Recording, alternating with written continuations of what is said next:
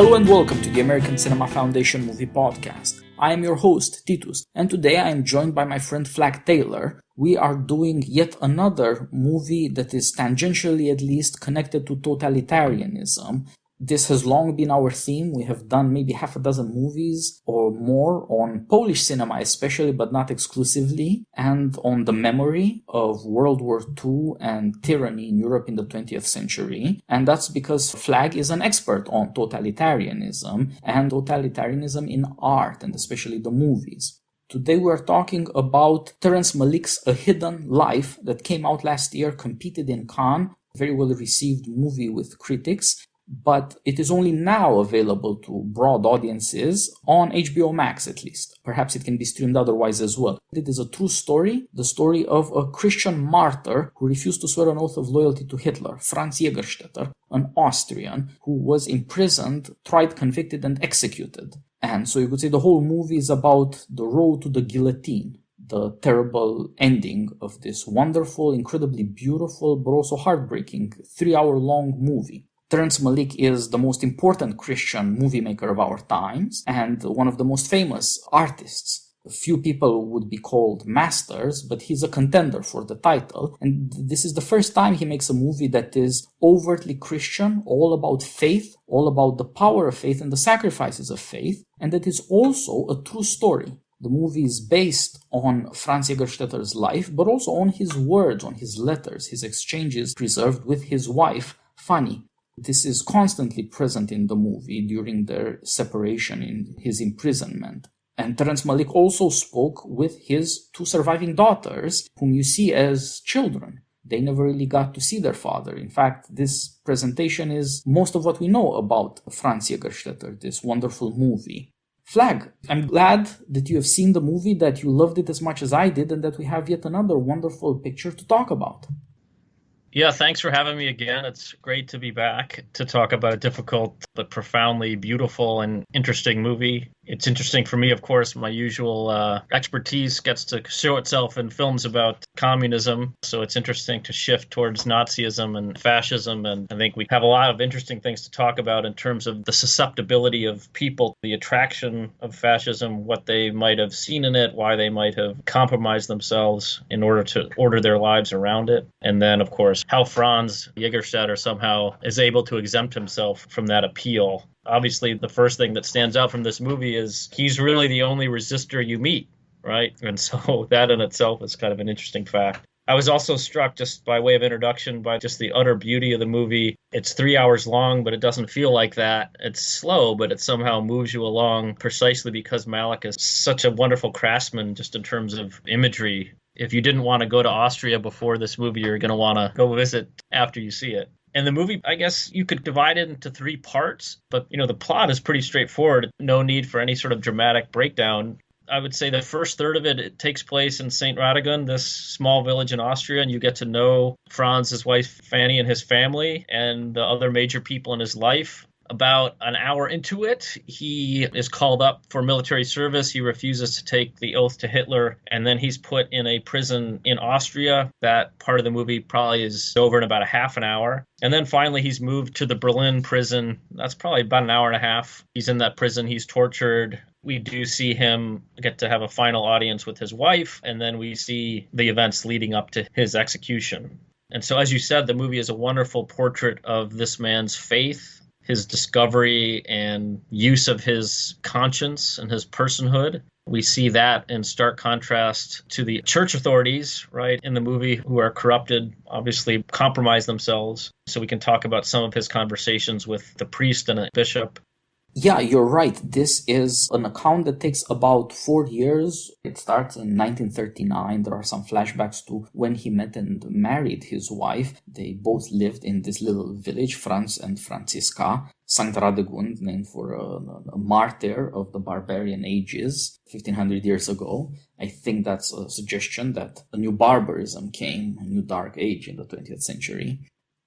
The way village life looks in the first part of the movie is just wonderful. In Malik movies, there tends to be such a sequence where you see something like natural life, the natural goodness of life, why it is that we all love being the beings that we are. For us, it's more tied up with the beautiful and with certain hopes that issue in faith, but there's also just something to be said for nature and for human pleasures and for the life closest to this simplicity, the life farthest away from all the complexities that we see in war and tyranny and what we call ideology. Then, as you say, we move to his imprisonment and his transformation. He has prepared himself in his conscience, and he proves courageous, steadfast, and humble and simple at the same time at this moment. But then we also see this terrible descent, the prison in Berlin, the beatings and humiliations, the tortures, the test of his faith, the temptation to abandon his faith. And then you see again a man who, in a way, isn't who he was anymore. He is not the Austrian young man anymore. He is not the guy who loved riding a motorbike as a manly, adventurous thing to have done in the 30s.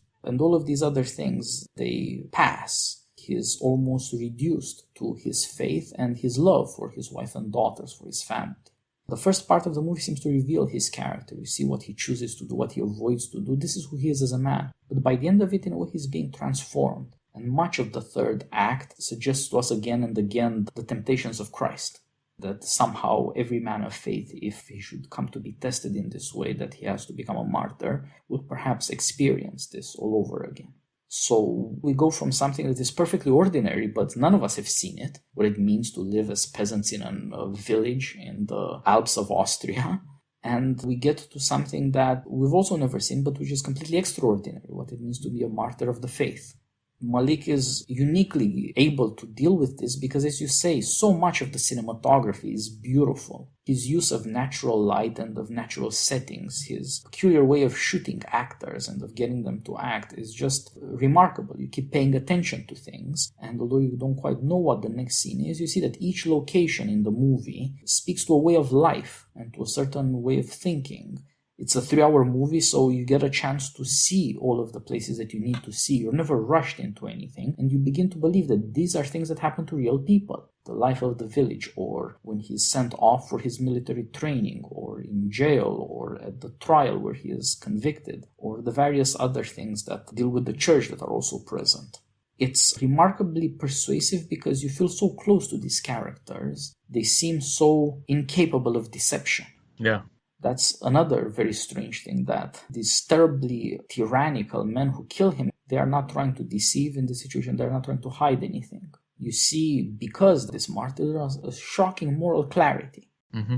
Now, most of our lives are not that way. There's always uncertainty or ambiguity, but the strength of this moral conviction forces moral clarity everywhere. And of course, that also reveals so much ugliness that we can usually hide or hide away from, rather. So that's also what makes it such a rare movie and what makes it such a fitting subject for an artist like Terrence Malick, who is always concerned with nature and with grace, with who we are and with what our most exalted hopes and beliefs are and how we live in light of that. Titus, can I ask you a question based on something you said initially? I think you spoke of Franz's transformation, which, suggests a kind of character arc that changes over time and is pretty dramatic. That, I think, is interesting in itself. I'm not saying I disagree. I'm not sure that I disagree or agree at this point. But I guess I would say at the beginning of our conversation here, that did not strike me as the case when I watched the movie, that we were witnessing some dramatic change. And I also wonder how much, I guess the other way to investigate this quandary is to think about the extent to which Franz himself is kind of surprised by his action towards the conclusion of that first part in the village, when we get the sense that he has made at least an initial decision to resist. I think we see him talking to another villager saying something like, "Do you believe in what we're doing?" And he almost seems to me looking around thinking to himself, am I the only one that's seeing this? Like, how can I be the only one that sees that what's going on is unjust? And then I guess the other suggestion that I think explains his initial break is that he watches a propaganda video during his training, and I think he's just struck by the ugliness of it, and it just repels him and makes him think, well, there has to be a difference between a just and an unjust war, and so maybe my conscience tells me that I can't participate in it. But even after that, I'm not sure that he's convinced yet that he won't officially take the oath or he won't serve. His initial act of disobedience, I think, is not contributing to the war effort. When the Veterans Association comes and asks him to contribute towards that's sort of his initial, I'm not going to do this. So maybe we can just chew on that for a minute. How much of a transformation does in fact take place? Or is it the case that once he kind of realizes what the war is about for him, everything else follows pretty easily? In that case, I guess in that understanding, there wouldn't be so much of a transformation as teasing out the logic of his initial decision.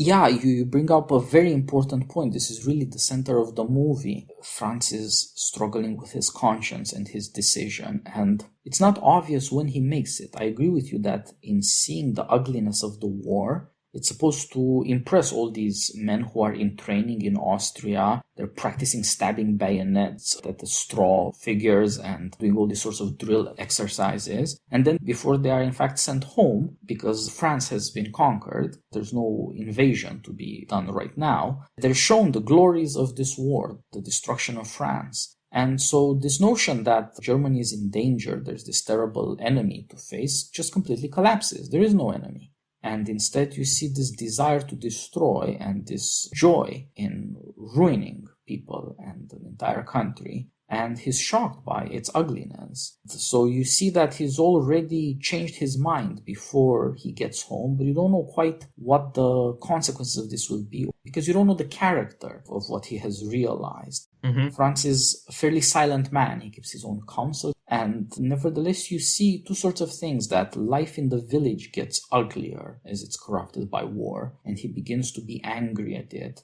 At one point, he starts seeing people Sieg Heiling in the village. Yeah, that's a great That scene. had never happened. That was not part of Austria. That had never been part of Germany before either. This madness seeps in. He feels harassed by all this. Yeah, what does he reply? The two men that walk by him say Heil Hitler? He says, "Go to hell, Hitler," something like that. He says, yeah, I couldn't catch the German word, but he says something Hitler. And you knew it wasn't Heil, but I wasn't clear about what it was. Yeah. And then, of course, he's utterly repelled by the speech of the mayor of the village, who, I think this must be 1939, so it's a year after the Anschluss, right?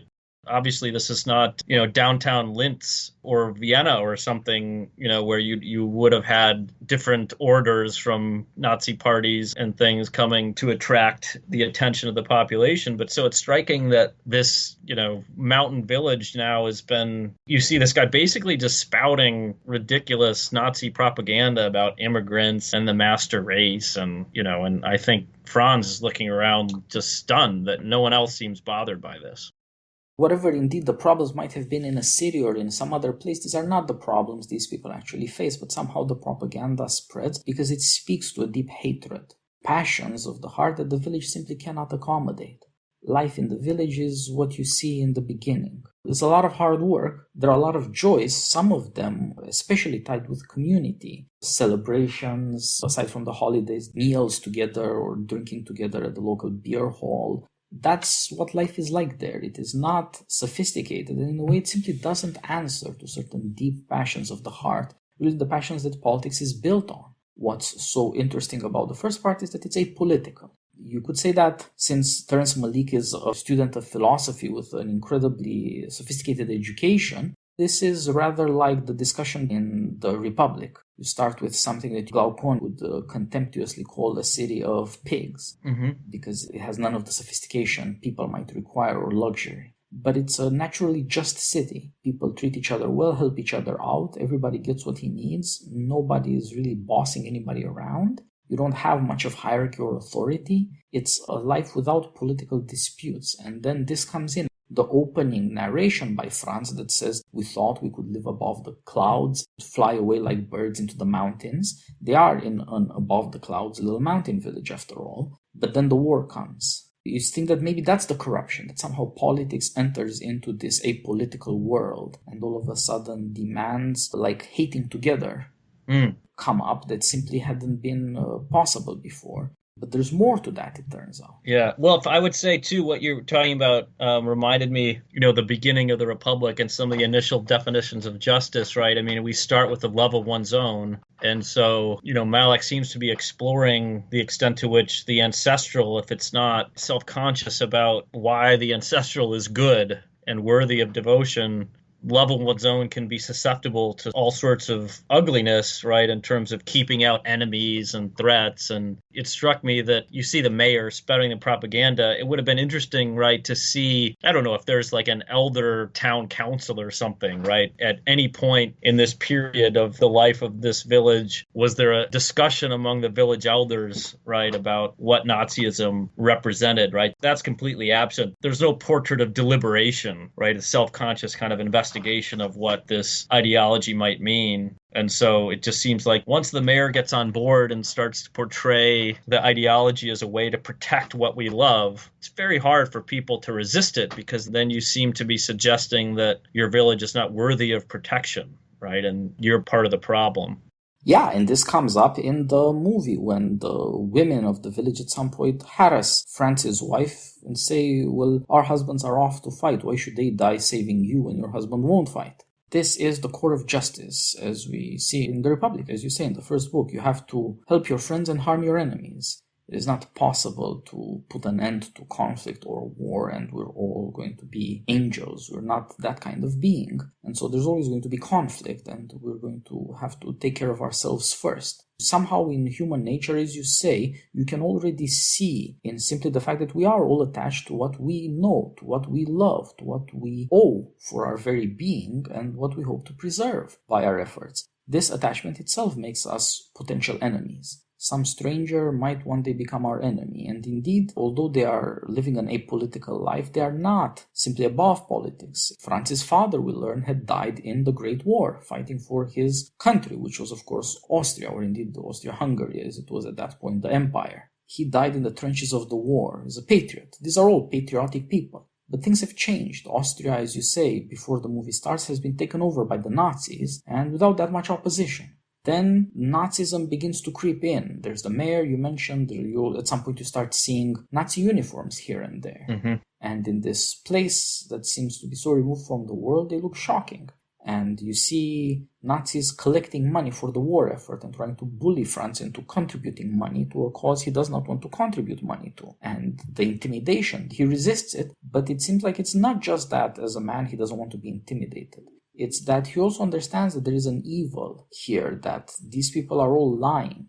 The war isn't for the sake of defending the fatherland. And yet, as you say, nobody says no to these things. The old habits of patriotism, the old habits of deference to the nation, of deference to authorities above, which are not elected authorities, right? These people were not born Democrats or trained in political deliberation, as you might suggest. It was simply imposed, and people continued in their habits as though there had been no change when this warlike tyranny was installed. Mm-hmm. But you can see the change because their passions change. They become hateful, violent, resentful. They take out on Franz and Fanny their dark passions because they finally found somebody who is a likely victim. Yeah, that's so striking. I mean, as I guess we should focus on that for a minute, right? That as beautiful and affecting as the portrait of village life is at the beginning, he shows you how quickly things in that village turn so ugly. And so, an hour in this idyllic place, now village children are throwing rocks at Franz and Fanny's daughters. Right. And Fanny has been completely excluded and not ostracized, but she is kept apart and utterly dismissed. And, her fellow villagers hold her in contempt. And so I guess the very strength and beauty of village life, right, turns so quickly. And I guess what makes the village beautiful, these strong bonds, is what enables it to turn ugly once those bonds are put in the service of an ugly ideology. Yeah, exactly. These people are not prepared for dealing with ideology and propaganda, modern means of coercion and persuasion, any more than much more sophisticated people were able to deal with them. And they're also simply not prepared to deal with the problem of tyranny. What happens if your rulers are wicked? Mm-hmm. Normal life simply isn't ready to deal with this. But of course, the little village is not just normal life. It's damn near idyllic. In a way, ordinary life really isn't. Mm-hmm. and yet it is very easily corrupted. Innocence is very easily lost, is part of Malik's teaching here. These ordinary people are made incredibly ugly by something that was always possible, but it had never been visible before. Now, of course, war always does have this effect. When once we have decided which strangers we have to kill in order to return to our way of life, we might find it quite hard to return to a peaceful, pleasant way of life. Those passions might not go away easily, and the habits they form are not easily dealt with either. But then you see this shift from political authority, what way of life these people have, what they believe about authority and justice and the fatherland, to spiritual authority. Franz returns from his time as a recruit, being trained, drilled, to peaceful life, and he is only called up to arms in 1943. So for 3 years, he goes back to a life that steadily worsens as Nazism corrupts Austria. But it's also a lot of time for him to go asking priests and bishops, church authorities, what should he do? Since he gradually over these 3 years strengthens in this conviction that Hitler is an evil ruler, and an evil ruler isn't a real ruler. You cannot submit to something which is essentially unjust. And there we see the weakness of this other side of authority, spiritual authority. Yeah, the initial conversation he has with the village priest, the priest tells him to consider the consequences for his family, that his sacrifice would benefit no one. He's not satisfied with that answer. He goes to the bishop. He tells the bishop that he wants to save his life, but he won't or can't save it through lies. And the bishop says, well, you have a duty to your fatherland. The church teaches you that. Franz's reaction to his meeting with the bishop is to suspect that the bishop thought that he was an informant, that the bishop was afraid that he couldn't speak completely freely. At the end of their conversation, the bishop says something like, they're melting the bells for bullets. And the tone of his voice suggests that this is a sort of, gasp of a desperate cry, like I can't believe that they're doing this. So I think he does have good reason to suspect that the bishop might have not been speaking honestly. And so it's clear that the official authorities of the church are not adhering to the truth of their faith. Now you can say, well, that's because they saw what happened to their fellow priests and bishops, who many of them had been sent to concentration camps. So the argument can be made that they're doing their best to protect what's left of the institutions of the church as it exists. Nonetheless, there is the suggestion, I think, by Malik that eventually the church comes to orient itself according to the kingdom of man and not according to the kingdom of God. The priest is a perfect example of this. All of his thinking is imprisoned in this earthly consequentialism, right? That's not the standard that Franz is asking about. Franz wants him to investigate what the example of Christ might mean for him. And what's interesting, I think this was one of the more beautiful and arresting, deep scenes in the movie, is when Franz, in this first part, I don't know if he goes to see him specifically, but he ends up having a conversation with an older craftsman who's fixing the paintings in the church, the frescoes on the walls of the church. And the man is sort of thinking about paintings that he's put on church walls. And he says something like, I'm able as an artist to get people to have sympathy for Christ. But that's really not what Christ wants. He doesn't want sympathy. He wants imitation. And so he says, someday I'll paint the true Christ.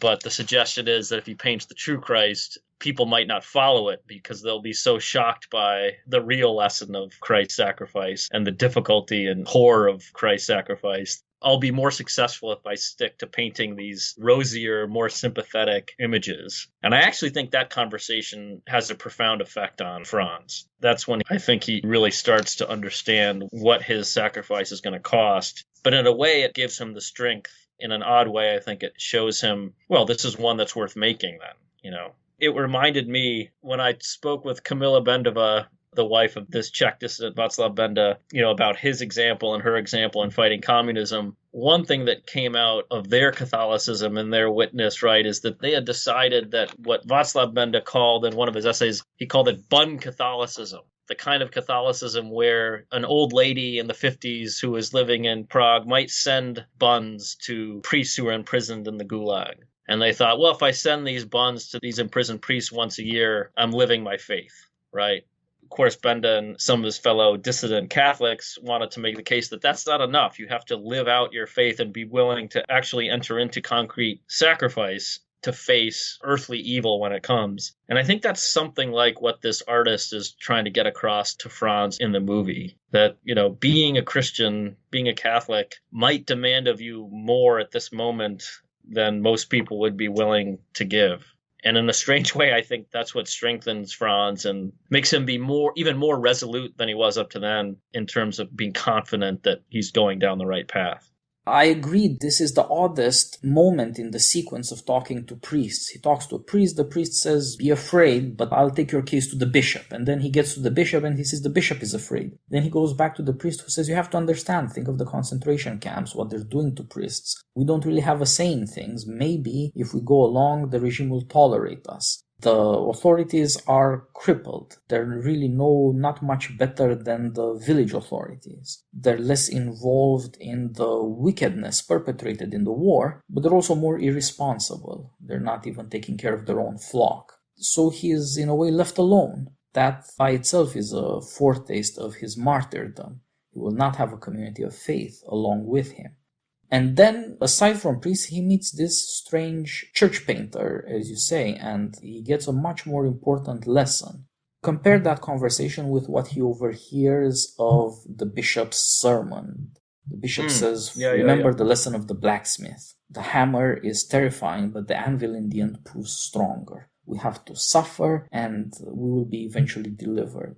Is the upshot of that supposed to be that that could be interpreted in two ways, right? I mean, you can interpret that to be a sermon that's meant to be ambiguous and deliberately so, so it could be interpreted as the anvil is the German nation that's going to endure the suffering of World War II, so friendly to the Nazis, right? Or in a way that suggests that the suffering of people who do not get on board with this project is worth it. And so I don't know if Malick meant it to be ambiguous or interpreted in one way or another.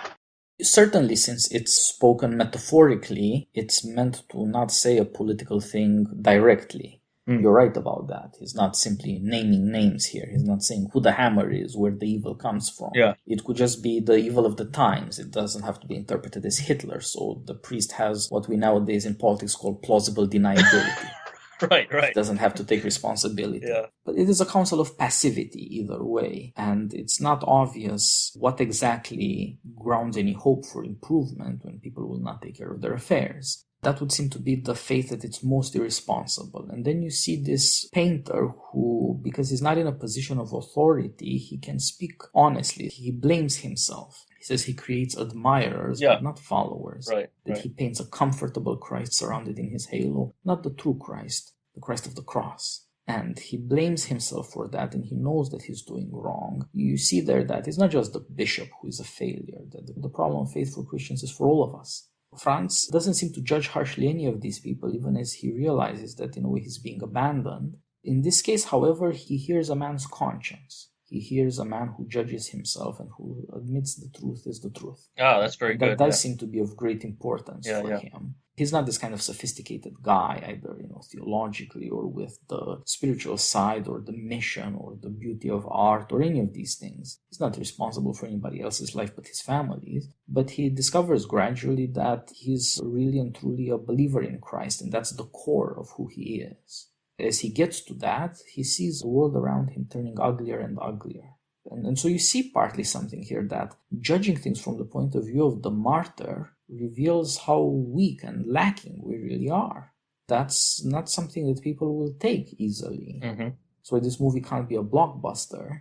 It's why people today aren't wise and good and very decent to each other. But from this unique perspective, you begin to ask yourself, is faith making us better or worse?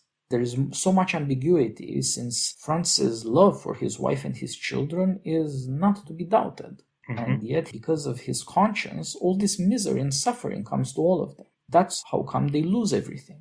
Mm-hmm. They have to have persecutors as well to lose everything. But the persecutors also have to have an opportunity for persecution. You could say that his faith makes Franz a lightning rod. It didn't create the storm, but it did create the lightning rod. Mm-hmm. Whatever we may say good of sacrifice, we must also admit that all the people who are cowards, they're cautious cowards primarily. And there's something noble in that, because they're not harming anybody. Mm-hmm. They're just trying not to suffer evil things. Yeah. And he's bringing evil with him. Yeah. I think this is kind of an interesting theme in the movie. What do you think about the marriage of Fanny and Franz and her influence on him, sort of her contributions that she might make to his fateful decision not to take the oath? I think initially she's not happy about it, and she, even as he's inarticulate, I would say, in his resistance, she understands perfectly well the path that he's heading down on. I mean, I think she's perfectly aware, even though they don't have any lengthy deep conversations, right, about the sacrifice he might make. I think she's perfectly aware of who he is and what he might do. There are a few things that she says to him that suggests, at least initially, she's not terribly happy about it. She says, "You can't change the world. The world is stronger. I need you." That's a direct quote. But other than that, she doesn't resist. And eventually, of course, I think she turns out to endorse his decision when everyone else around him begs him not to do it in that scene where she comes to visit him in the prison in Berlin. So she turns out to be really the only ally he has. So I'd just be curious about your thoughts on their marriage and maybe what changes her view, what causes her to become more sympathetic to his need to make this sacrifice. It seems like without the wife, we would know nothing about this guy. She's the only person he really talks to, and then she knows him. It's her rather than him who reminisces about their past. Yeah. It's not that he has forgotten, it's that she's willing to talk or even needs to talk about how they met, how they married, and so on. Yeah. Of course, it's their letters to each other that reveal who they are. And Franz's mother lives with them. I don't think we've mentioned that. And she seems angry that he's heading down this path. And Fanny's sister lives with them, and she's horrified by Franz's decision. So it is really Fanny who's the only one who comes to support him. Yeah, his mother would want him not to die. She tells him, "You know what it's like to grow up without a father," implying, why would you do that to your own daughters? Right. She says, "I know what it means to live alone," implying, why would you do that to your wife? Then to an extent, she blames the wife, she says. For a while I blamed you because he changed. And so there's a sense there of the power that this woman has had over her husband, that somehow she made him nobler and more confident in his way, that I think, as you say, is also borne out by their conversation during his imprisonment and their final meeting, that she doesn't quite understand him. She doesn't think of the faith in the way he does, and she's more aware of the suffering. We see indeed how much she suffers because of his faith, how miserable life in the village becomes for her, how hard. Nobody's willing to help or work with them anymore. She's mistreated. She's alone with 3 daughters. You see indeed that her sister says, "You should stop him somehow. Why is he doing this to you? Why doesn't he think of you?" But Fanny can't bring herself to condemn her husband despite the suffering. And in a way, maybe it's because of the suffering that proves that they are truly good. They're not to blame. There's another sign of how important Fanny is, because in one scene that doesn't really fit with the story, she goes to a town to meet her father, and he tells her this Socratic teaching: it is better to suffer injustice than to commit injustice. So you think, his father loves his daughter, she's in this terrible situation, but he doesn't try to get her out of it or to get her to stop believing in her husband. The opposite, he tells her that she's right. They share this opinion, and she is true to her husband, even though she doesn't understand why is he doing this exactly. She and others suggest, couldn't you just do medical service instead of combat service? But the Nazis are not like America. You can't be a conscientious objector. You have to swear an oath of loyalty to a very evil man, and he finds he can't do that. Franz has certain virtues, but prudence is not among them. The notion that sometimes you shouldn't be telling the truth doesn't occur to him. The wife suggests to him cowardice to save his life. She says, run into the mountains, hide in the forests, get away somehow. But he can't bring himself to do that. So you see that in a certain way he's attracted to the confrontation. Right. He's not running away from evil. And again, you see a part of martyrdom that is not obvious the way at least we usually talk about it. He could have gotten away. Yeah, that was my reaction. My bourgeois morality told me just to get my wife and kids and try to get to, I don't know, northern Italy or, somewhere else and see if I can get on a boat somewhere. But it seems to never occur to him to try. Well, I think that has to do with the fact that he sees all his way of life corrupted. All he ever knew, what his father died for, all the life he lived. So he doesn't think about becoming an immigrant or an expat or something like that. And maybe that too falls from the fact that up until he chooses martyrdom, so to speak, he's still a patriot. He doesn't think of leaving his country. Right. It's, of course, a very strange notion these days, but it was the way everybody lived up until then. This is a true story. He actually did all these things. That's who he really was. His kind of resolute nature comes out in his meetings with who I think must be his defense attorney, guy in the suit. The defense attorney raises the possibility of his serving in a medical unit or doing something else that would keep him out of danger. He wouldn't have to actually do any evil to anyone. And then he says, and then you'd be free. And Franz replies, well, I am free. And there's this look on the defense attorney's face. You're in prison, you're not free. He just doesn't understand, of course. And he means that he's free in the sense that he's not mastered by these lower desires for life or anything, that he's free because he's allowed his conscience to speak to him and made his own decision based on his conscience, free from coercion. So he can't imagine being free in any deeper sense than that. But he's still, I guess the one thing I would add to his resoluteness, I think Malick tries to communicate to the viewer, though, that even after that point, Franz it's not obvious that he's still going to go through with this sacrifice, because we see him being beaten up by a guard. I think this is one of the really strikingly effective scenes in the film. They have Franz being beaten by a guard in a hallway, and the camera is put in such a position that you feel like you're being punched. I think it's the only time in the movie that Malick uses this technique. You really see things from Franz's perspective, and he's getting hit in the stomach and then eventually in the face, and then the camera blanks out. He's hazed by another prisoner in Berlin. The prisoner tells him, your man, Jesus, died in vain. And Franz asks for strength. He says something like, Father, give me strength to endure this. And so I think the implication is that as strong and resolute as Franz is, no one can sort of automatically be above the tortures that he's going through. So it's, even after it seems like he says he's free, he's going to make the sacrifice. I think the suggestion by Malick is no one's above these trials. Yeah, that's a good point. You see his suffering and you hear his prayers and this strange experience. He says that once you get over the desire to survive at all costs, everything changes all of a sudden. You will no longer be bound. And he explains that before you were always in a rush, always short of time. Now you have all the time you need. Before, you never forgave anyone. You judge people without mercy. But now you see your own weakness, so you can understand the weakness of others. He says new light floods in. But at the same time, you see him crying in his cell and nearing despair. Most of the movie is juxtaposed between the prison in Berlin and Fanny back in Austria. And when he is crying in his cell, she finds the well dry. There are a lot of these metaphoric suggestions of their shared suffering. Indeed, he faces a tempter who makes fun of his faith in a deeply troubling way, and she goes with her girls to Corpus Christi Sunday, but the other children mistreat them, and she goes away hurt. Mm-hmm. He has one friend he saw in basic training that he also sees in jail, who is a naturally joyous man, obviously silly guy, but also harmless and in a way good. And she sometimes meets people in the village who help her, who are generous to her in a secret way. So Right. There are these glimpses of a natural goodness that hasn't been fully corrupted by the wickedness of the times, by this awful tyranny. You mentioned the Corpus Christi Sunday scene, which I think is important because in a letter, doesn't he suggest that, you must be enjoying Corpus Christi Sunday? So he can't imagine their suffering. He doesn't understand how ugly village life has turned for her.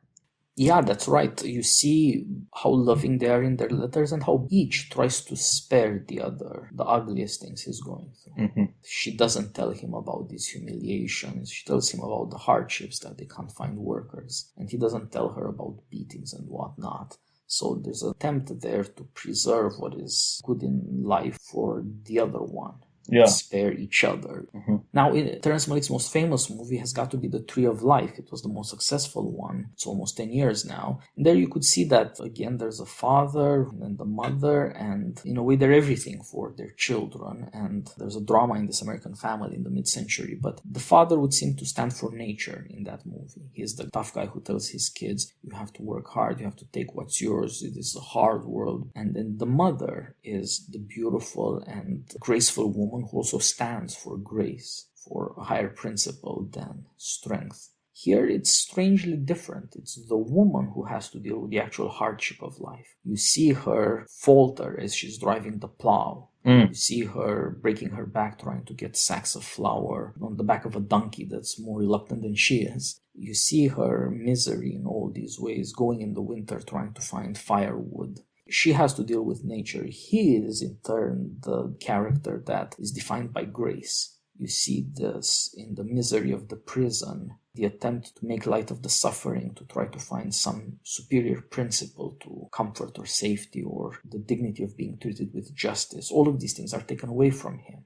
He's generous to other prisoners. He gives people food. He tries to restore something of goodness in this awful situation. And then you see these hints of sanctity, rising above the human condition. Yeah, he speaks to some of the fellow prisoners outside in the prison, and I think Malick must do this on purpose. He shows the prison courtyard, and in almost every shot of that courtyard, you see on the wall "Sprechen verboten," right? you can't speak. And this, right, stands in contrast to what people keep telling him, that, believe in your heart whatever you want, but take the oath, right? Speech doesn't matter. And he knows that speech matters, and the Nazis know that speech matters, which is why they require the oath. And so he's completely aware of the importance of words and won't compromise himself through words and try to keep his heart perfect despite whatever he would say.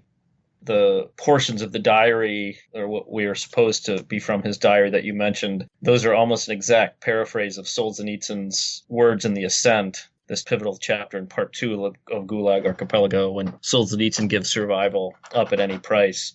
So it'd be interesting. I don't know. It seems completely plausible that Franz Jägerstätter would have come to the same conclusion and wrote words to that effect in his own diary, or Malick could be appropriating Solzhenitsyn's words. It'd be interesting to figure out where Malick got those. Yeah, I think you're right there. Their letters are actual documents where the dialogue is taken from, but there are these other passages and scenes that aren't part of their letters to each other, and I think you're right. Malick must have taken this from Solzhenitsyn. Obviously, many other people must have had this experience, but the wording is indeed famous now.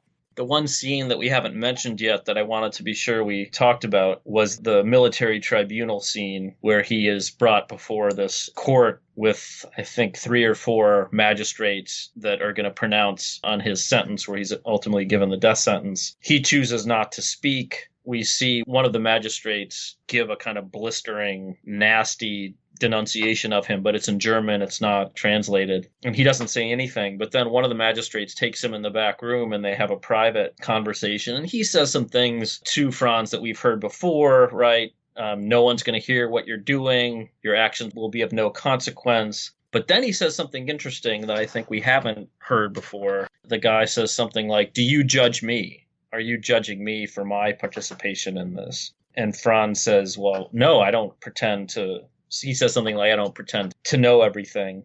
And so it's clear that I think this magistrate is shaken by his encounter with Franz, precisely because he can't put together what is, at a common sense level, actually extremely hard to put together, right? That someone would, on the one hand, have the strength of character and courage to undertake an act of resistance and defiance, right? You have to have a certain sense of your own dignity and importance, something like pride, but not pride, but also, right, have an extraordinary sense of your own humility, right? And I've heard people talk about the Czech dissidents as putting together these two things in a kind of impossible way. I mean, you can speak of someone like Benda or someone like Havel in this way, that they seem to put together this incredible magnanimity, strength, self-confidence with this amazing humility. And it's just, you wouldn't think that someone could combine these two traits in a single character. And that's what I think strikes this magistrate. It doesn't compute for him. He thinks this guy must be full of pride and he's standing there in judgment of him.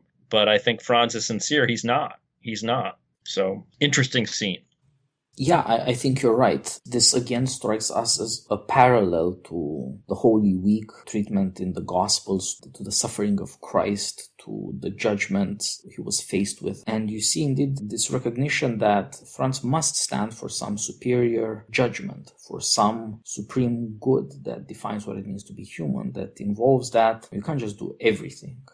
for this one moment. And like with the painter, you see this in this aside, a man who has been struck by the character of the holy. It emerges for us primarily as you can't just do everything.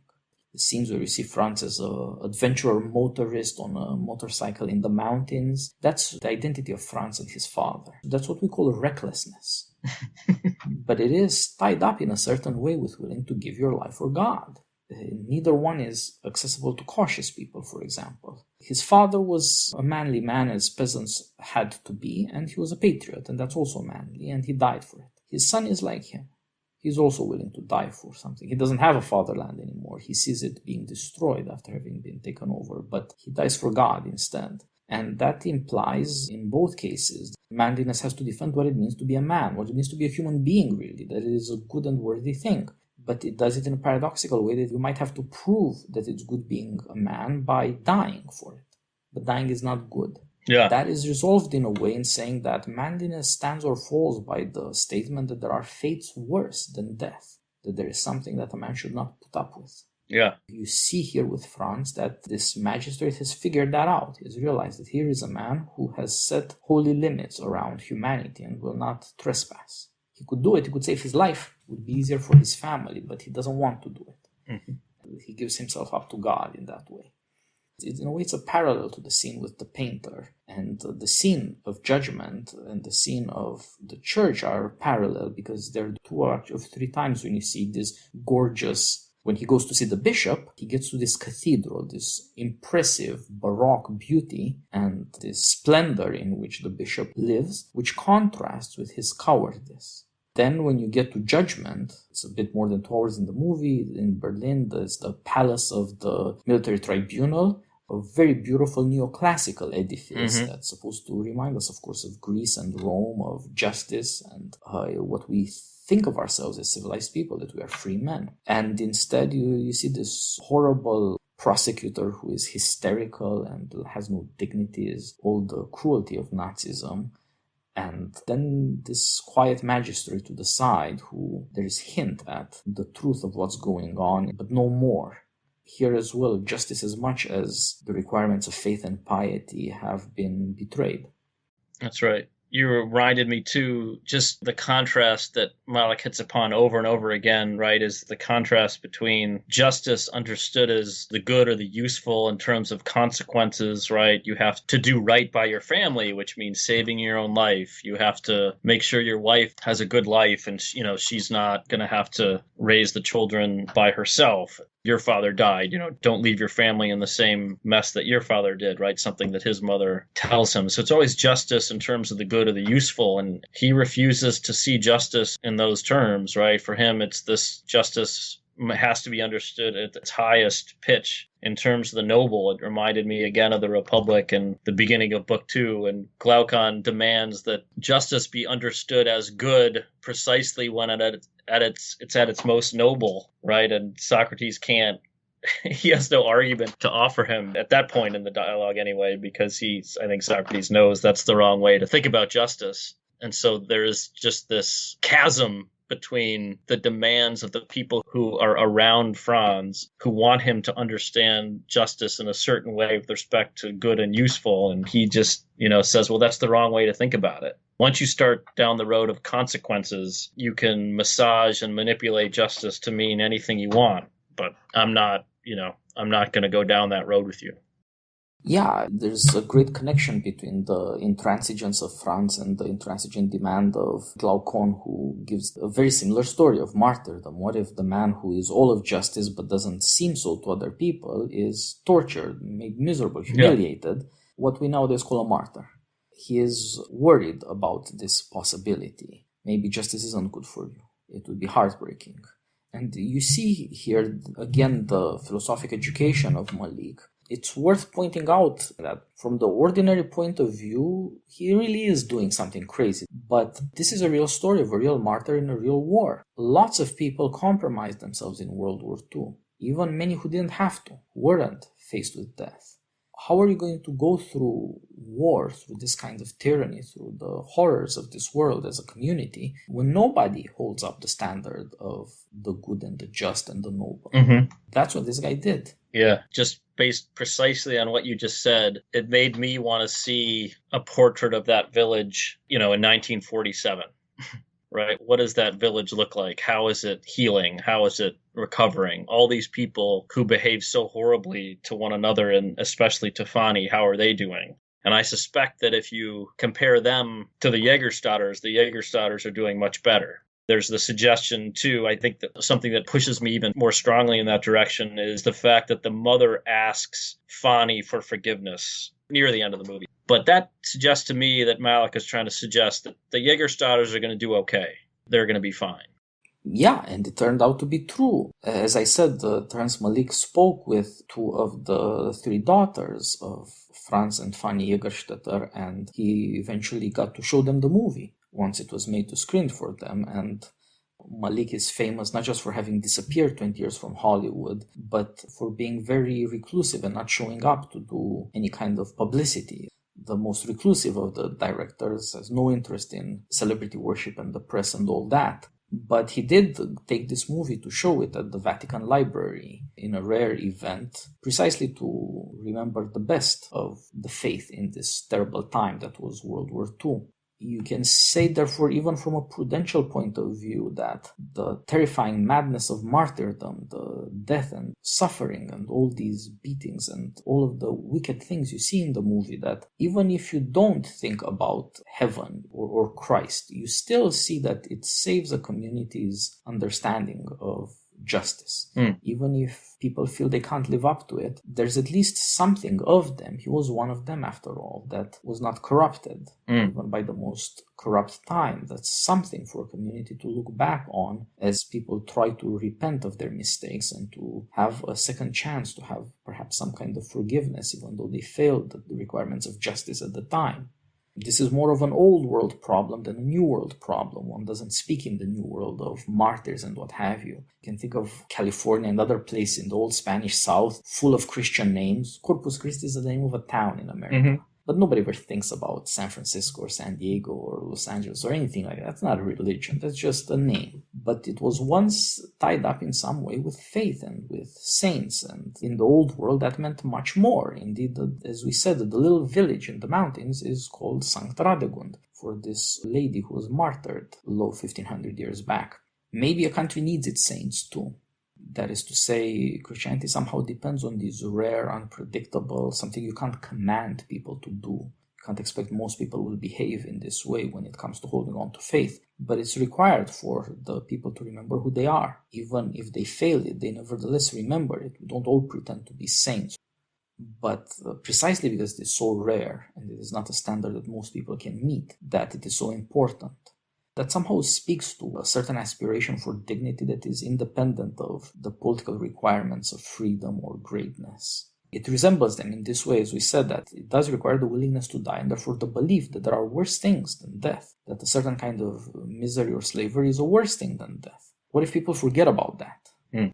Then they would become complicit in a certain way. That is to say, they would not just be suffering injustice, they would also, in a certain way, be humiliating themselves, abandoning their own beliefs. They would be consenting to defeat and humiliation. And France certainly does not do that.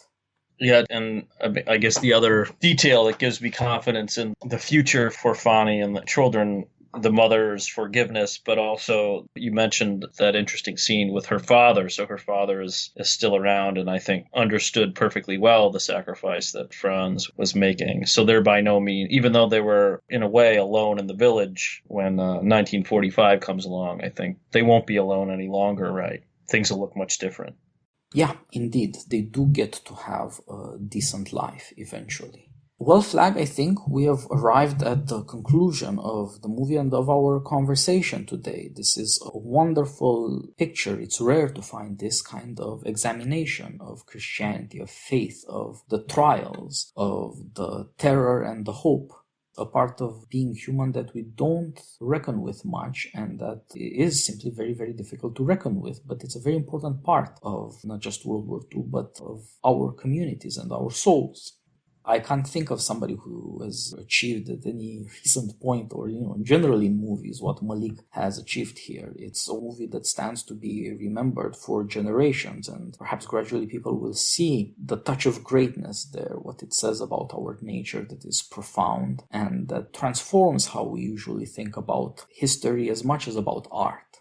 It forces you to see a way of life and certain people, to look at the soul of this man. And this was a real story. Malik is no doubt a master of cinema, but this is the first time he does a true story. And you see a power of art that had not been obvious before, because it's not trickery, it's not merely cinematic achievements, it's not simply an art. There is something else put into it.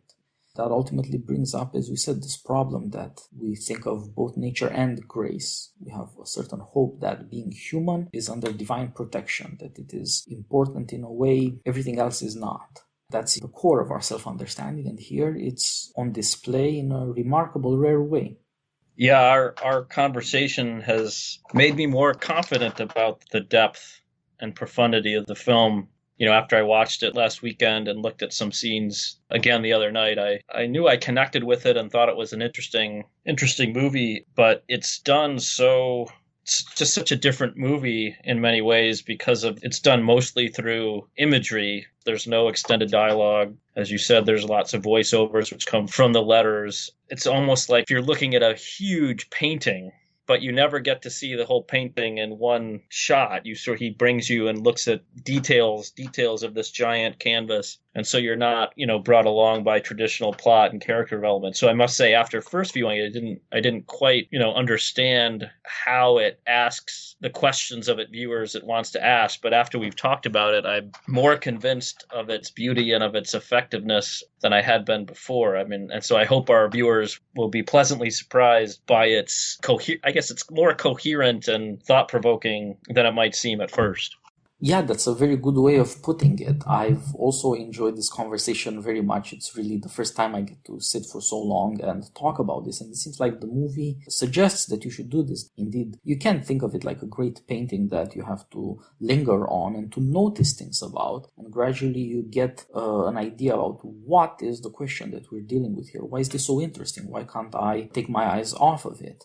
Watching the movie again in preparation, I had this experience again, certain lingering moments that made me bring up these questions and think about what is the relationship of art and faith? What is this asking of us? How difficult it is to reveal somebody's soul? Yeah. In normal life, we go on with normal ways. We all want to avoid going through a catastrophe. It's not something you can desire. You can't say, well, I would like to know myself better. Let's risk the end of the world. Let's see how that turns out. It would be madness. But nevertheless, these things do happen, and they are revelatory.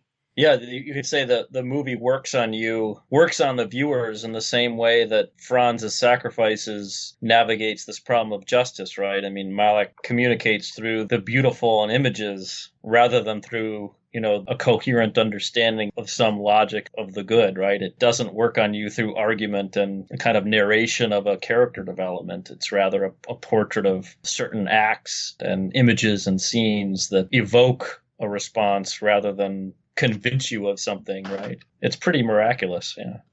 Yes, I had not sufficiently considered that. It's a very good point that you don't quite know when these things sneak up on you, and then you begin to see them with increasing clarity. And I think that makes them more persuasive, just like the filming and the acting show you that you can really believe these were real people, as they indeed were. But making people so distant from us in such distant circumstances come alive is very difficult. But so also, what is involved in this? What does it mean to care about saving your soul?